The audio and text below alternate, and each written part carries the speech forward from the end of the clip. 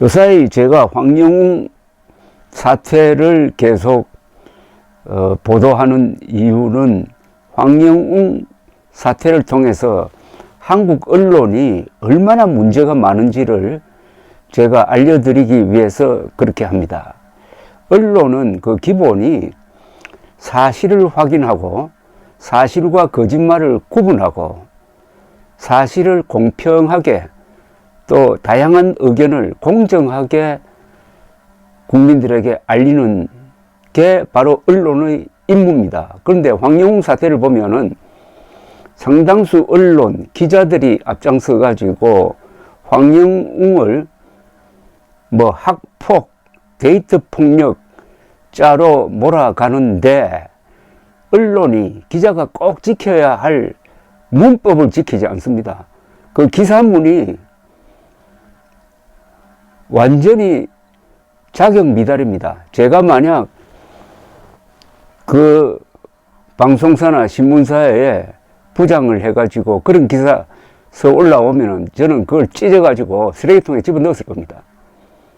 이 기사가 아니에요. 그런데 지금 방송사, 더구나 MBC 같은 방송사는 큰 방송사 아닙니까? 맨날 공영방송 운운하면서 정의로운 방송인 것처럼 사기를 치는데 그동안에 MBC가 국민을 상대로 거짓말 해가지고 소요 사태를 일으키고 한 것이 얼마나 많습니까? MBC 오보만 모으면은 아마 책임 몇 권 나올 겁니다.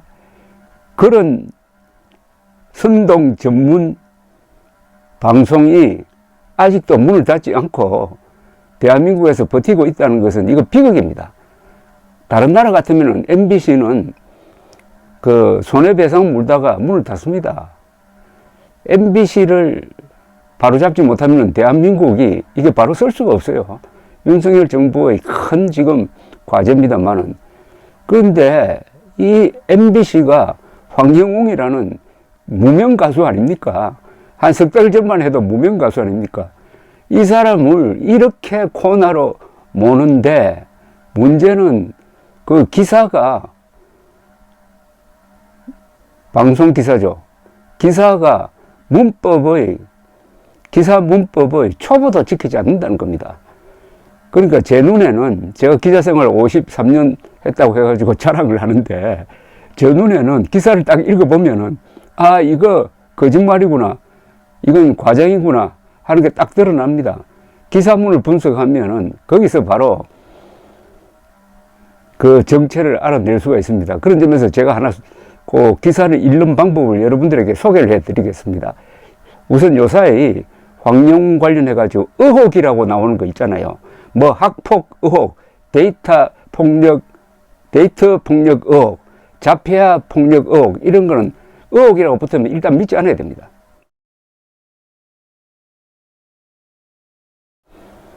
기자들이 자신이 없으면 의혹이라고 그래요. 사실로 확인되면 사실이라고 그러지 왜 의혹이라고 하겠습니까? 의혹이란 말은 일방적 주장이라는 말입니다. 그러니까 의혹이라는 말은 일체 믿지 않아야 됩니다. 그건 거짓말이라고 치부해 놓는 게 제일 좋습니다. 나중에 확인이 되면은, 입증이 되면은 그때 사실로 받아들이면 되는 거예요. MBC는 이런 기사를 썼어요. 지난달 22일 한 유튜브가 제기한 황영웅의 전과 의혹 폭로는 불타는 트롯맨과 시청자들을 발칵 뒤집어 놓았다. 이 발칵 이런 말 쓰는 게 아닙니다. 기사문에서는 황영웅에게 폭행 피해를 당했다고 주장한 A씨, 황영웅이 주먹질을 했고 내 얼굴에 발길질을 했다.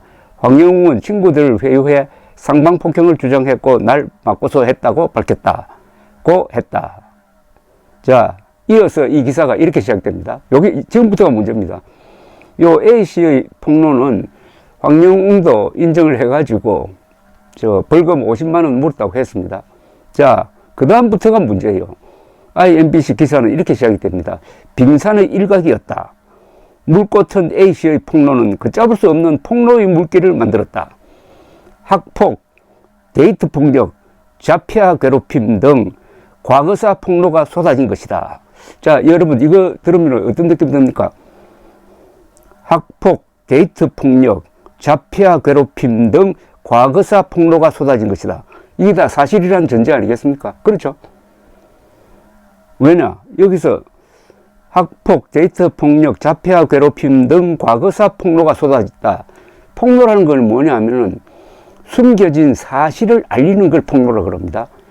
거짓말 알리는 걸 폭로라고 하지 않습니다. 그러니까 이 기자는 폭로란 말을 쓰므로써 학폭, 데이터 폭력, 자폐아 괴롭힘이 다 사실이라는 것을 확신하는 사람인 것처럼 기사를 쓰고 있습니다. 그런데 증거가 있어요? 입증이 있습니까? 없잖아요. 일방적 주장만 있잖아요. 근데 이 기자는 학폭 주장, 데이터 폭력 주장, 자폐아 괴롭힘 주장을 사실로 단정하고 폭로라는 용어를 쓴 겁니다. 주장과 폭로 사이는 이거는 완전히 천당과 지옥입니다. 아니, 주장만 모아가지고 이것을 사실이라고 단정하고 폭로했다고 하면은, 그런 식으로 사람을 잡기 시작하면은 우리나라 사람 한 1000만 명 정도는 그 학폭 전과자로 만들 수가 있어요. 주장은 어떻게 해야 되느냐? 아, 그런 주장은 그럼 참고만 하면 됩니다. 아, 그런 주장이 있었다? 그 흥미롭다? 그럼 확인해 봐야지. 어떻게 확인합니까? 학폭을 어떻게 확인할까요? 여기서 학폭이라고 하면은 그냥 학교 다닐 때 뭐 치고받고 하는 정도는 아니잖아요. 그보다 더 심각한 학업에 장애가 줄 만한 걸 학폭이라고 하는 걸 아니겠습니까? 그럼 그 정도 폭력은 그 학교에, 다니던 학교에 기록이 있을 겁니다. 학칙 위반으로 정학 처분 내렸다든지 기록이 있지 않겠습니까? 또 그보다 심각한 것은 경찰 기록이 있습니다. 그러니까 경찰 기록에 있든지 학교의 그 벌칙 기록에 있는 정도의 폭력이라야 이것을 학폭이라고 우리가 간주할 수 있는 겁니다. 그 이외의 폭력은 흔히 어린 아이들 사이에 있을 수 있는 거 아니겠습니까? 청소년끼리. 그것까지 다 학폭으로 몰면은 이거 도대체 사람이 살 수가 있습니까? 근데 그런 증거 없잖아요. 내가 맞았다는 주장은 있는데 맞아가지고 그게 학교에서 문제가 돼가지고 황영웅이 뭐 퇴학을 당했다든지 정학을 당했다든지 아니면 경찰서에 가서 뭐 벌금을 물었다든지 뭐 이런 거 없잖아요. 그러면 학폭, 데이트 폭력, 자폐아 괴롭힘은 현재로는 다 주장입니다. 주장은 사실이 아닙니다, 분명히. 그리고 주장은 보도하는 게 아닙니다. 주장은 취재하는데 참고를 해야지, 주장을 지금 이것처럼 AI MBC처럼 사실인 것처럼 포장을 해가지고 학폭, 데이터 폭력, 자폐아 괴롭힘 등 과거사 폭로라고 하는 것은 완전히 기자가 일방적 주장을 사실로 단정해버리는 겁니다. 이건 조작입니다. 왜곡, 과장 정도가 아니라 이건 조작입니다. 누구의 주장을 이것은 사실 폭로라고 표기하는 즉시 확인되지 않는 사실을 사실로 단정해가지고 황영웅을 다치게 만드는, 피해를 주는 겁니다. 이거 완전히 손해배상 청구 소송해달라는 것하고 마찬가지입니다, 이게. 자, 따라서 황영웅 관련 학폭 등 주장은 현재로서는 사실이 아니라고 봐야 합니다. 입증되기 전까지는 사실이 아니라고 간주해야 합니다. 이게 우리 형사법의 망고의 진리인 무죄추정 원칙입니다. 무죄추정 원칙은 대법원에서 확정 판결될 때까지는 무죄로 본다 이겁니다. 그러니까 황영웅에 대한 의혹 중에서 사실로 입증된 것만 사실로 보고 그 나머지의 주장은 다 현재로는 사실이 아닌 걸로 봐야 됩니다. 사실이 아닌 걸로 보고 기자든지 누구든지 나서가지고 조사를 해가지고 그걸 입증했을 때만 그때는 그 주장을 사실로 업그레이드 해주는 거죠. 지금 어느 기자도 그런데 학폭, 데이트 폭력이 사실인지 아닌지를 확인하는 사람이 없어요. 그 주장하는 사람 이야기만 일방적으로 소개를 합니다. 대부분이 또 익명이죠, 익명. 폭로를 할 경우에는 자기 얼굴을 드러내놓고 폭로를 하는 겁니다. 익명 폭로도 무시해야 됩니다. 검찰이나 이런데 익명으로 누구 고발하면 받아줍니까? 이게 바로 제가 줄곧 주장하는 언론의 언어폭력입니다. 언론의 언어폭력, 그게 엄폭입니다. 황영우의 학폭은 입증된 게 없으니까 없는 겁니다. 현재로는 없는 겁니다.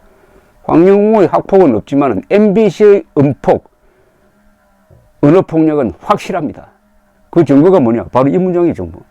폭로의 물길을 만들었다.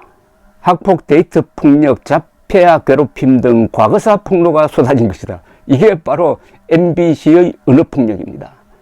이런 MBC는 문을 닫도록 해야 됩니다.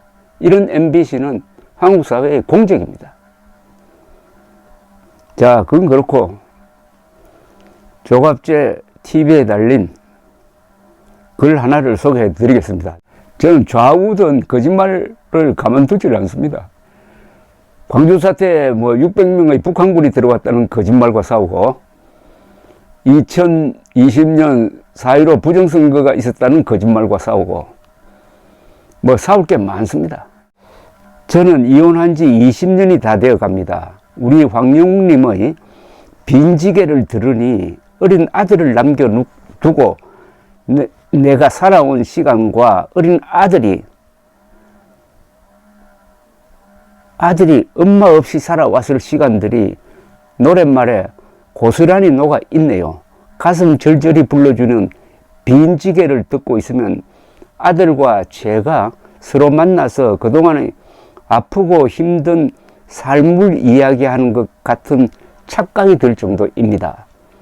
내 아픔과 내 아들의 아프고 고된 삶을 위로받으니 뜨거운 눈물이 흘러내립니다. 우리 황영웅님 너무 고맙고 감사드립니다. 제가 우리 황영웅님께 보답해 드릴 수 있는 건 우리 황영웅님의 노래를 들으면서 응원하는 것입니다. 용기 잃지 마시고 많은 팬들의 백을 믿고 희망을 가슴 가득 품으시길 바랍니다. 정옥이라는 분은 이런 글을 댓글 편지를 보냈네요. 저도 사별 30년 된 사람으로서 세 자녀 유학, 대학 다 마치고 낮에는 미용실, 늦은 밤은 알바 고생했습니다. 불타는 트롯맨 보면서 마음이 위안되고 지난 날을 보상받는 느낌이었어요. 부디 황영웅을 복귀시켜 주세요. 가장 달콤하고 아름다운 노래가 가장 슬픈 생각에서 나온다는 게 공감이 가네요. 우리네 가정사 들어가 보면 슬픔과 아픔, 고통, 고민 없는 집 없을걸요. 태어나서 두 눈 감을 때까지 걱정 고민 없이 사는 사람이 얼마나 될까요? 저도 남편이 둘째 돌도 되기 전에 돌아가셨어요. 35년 동안 힘들었던 그 누구에게 말도 못하고 속으로 삭히고 있는 중에 우리 영웅님의 노래 듣고 보상받는 느낌이었어요. 어떤 팬분은 남편 사고의 후유증으로 병수발 40년 해온 삶을 보상받았다는 말에 깊은 공감을 했네요. 그러니 황영웅님은 그 어떤 심리치료사보다 나아요. 황영웅님의 마음이 우리 팬들 마음과 같이 힘들겠지만 조갑재 선생님의 말씀들이 황영웅님에게 드리워진 먹구름이 그치고 조금씩 빛을 비출 겁니다. 아무튼 멘탈을 다잡으시고 이겨내자고요. 끝까지 열광적으로 응원합니다. 그런데 황영웅 노래를 들으면은 그 고생한 것을 알아주는 사람이 있구나 하고 느낀다는 것 아닙니까? 이런 황영웅, 지금 이 노래를 부르고 있는, 이런 좋은 노래를 부르고 있는 황영웅이 좋은 사람이 아니면 누가 좋은 사람입니까? 지금의 황영웅이 중요한 것 아닙니까? 앞으로 의혹이라고 한다든지 폭로라고 한다든지 이런 말에 속지 마시기 바랍니다. 감사합니다.